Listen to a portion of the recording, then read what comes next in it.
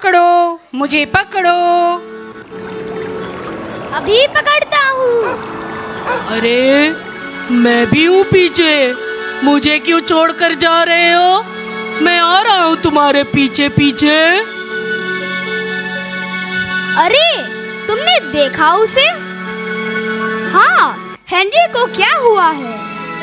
हाँ, वो हमेशा टोपी पहनता है। हाँ, पहनता है वो टोपी। हेनरी, हेनरी, तुम क्यों छुप रहे हो?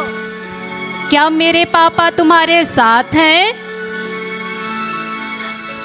नहीं, तुम्हारे पापा क्यों? हेनरी, तुम अपने पापा से क्यों छुप रहे हो? मैंने कुछ ज्यादा ही पूरा किया है दोस्तों। पापा मुझे कभी माफ नहीं करेंगे, ना ही अब मैं घर वापस जा पाऊंगा। हाँ, तुम यहाँ रह सकते हो, पर तुम्हें यहाँ का किराया देना पड़ेगा, मात्र 500 रुपए। अब बस भी करो रोबो, चुप हो जाओ, उसे तंग मत करो। अच्छा, आओ, मैं तुम्हें ऐसे व्यक्ति से मिलवाने जा रहा हूँ जिसने हमें मानवता की शिक्षा दी है, और वे हमारे गुरु हैं। आओ, मैं तुम्हें ले चलता हूँ।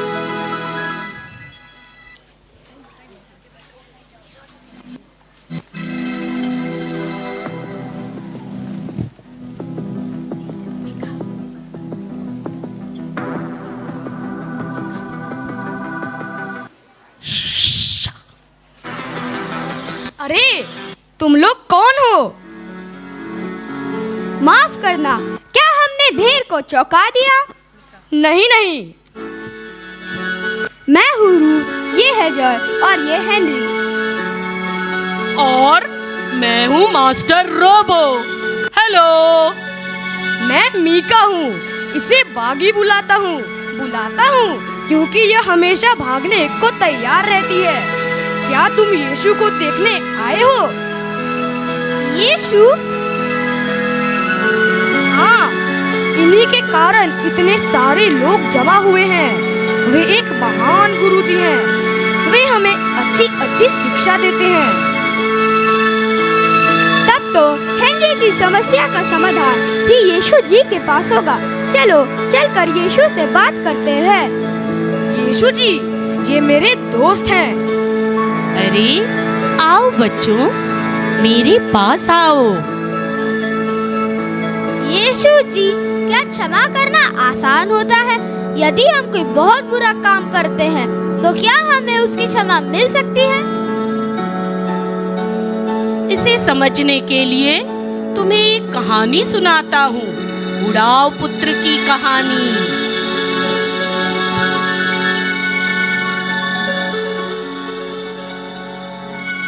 एक आदमी के 2 पुत्र थे।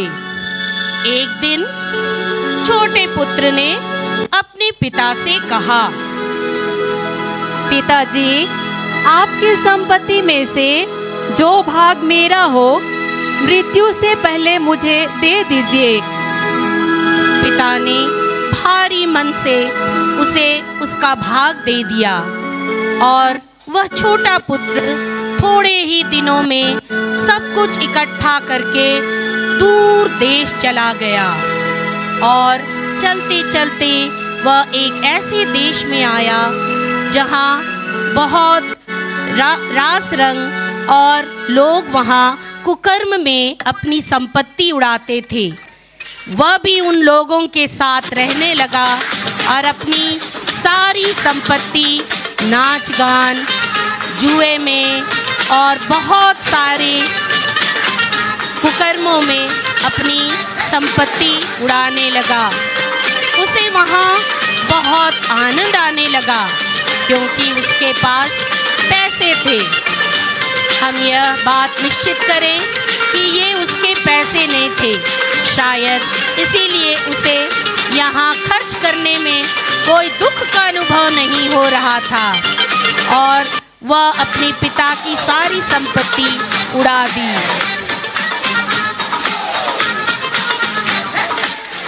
जब उसके सारे पैसे खत्म हो गए और उस देश में भयानक अकाल आ गया और वह भूखों मरने लगा। उसकी समझ में कुछ नहीं आ रहा था। वह वहाँ एक स्थानीय निवासी के यहाँ काम मांगने गया।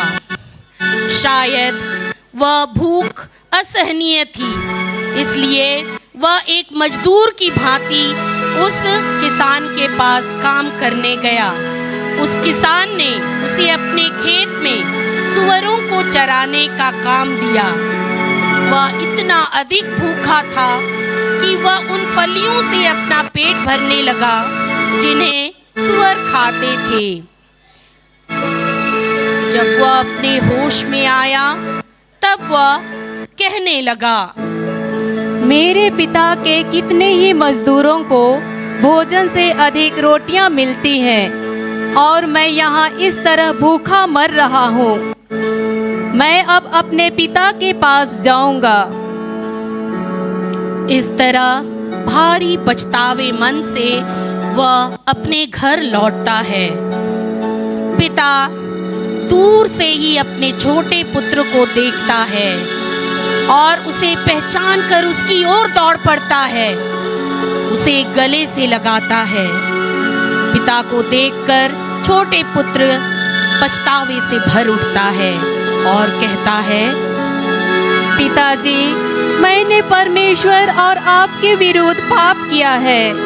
मैं आपका बेटा कहलाने योग्य नहीं हूँ। मुझे माफ कर दीजिए। मुझे अपने एक मजदूर की तरह समझें। उसके पिताजी ने उसे प्यार भरी नजरों से देखा।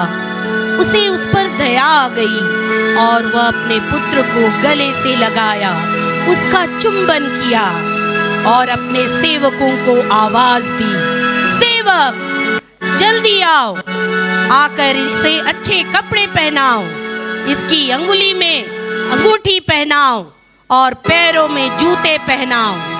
पाला हुआ बछड़ा लाओ और इसका भोजन बनाओ ताकि हम खाएं और आनंद मनाएं, क्योंकि मेरा यह पुत्र मर गया था और जी उठा है। मेरा यह पुत्र खो गया था और जी उठा है। हेनरी, हेनरी, अब आई बात समझ में? तुम अपने पापा से अपनी गलती के लिए क्षमा मांग लो, वे तुम्हें अवश्य माफ करेंगे। अरे वाह रोबो, अब न की तुमने दिमाग वाली बात। सुनो, मुझ में दिमाग है, तुम ही नहीं मानते हो। रोबो का दिमाग तुम लोगों से तेज चलता है। यह दृष्टांत एक सरल कहानी है जो एक गहरे अर्थ को प्रकट करती है। हमारा स्वर्गीय पिता कहानी में बताए गए पिता की तरह है।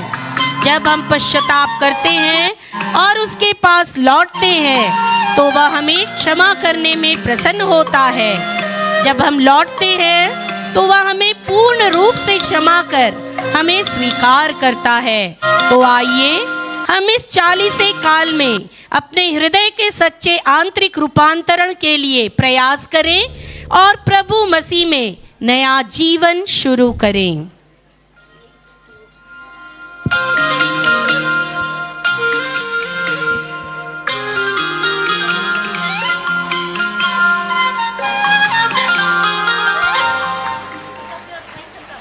Thank you Sanjay west Doranda की सुंदर प्रस्तुति के लिए।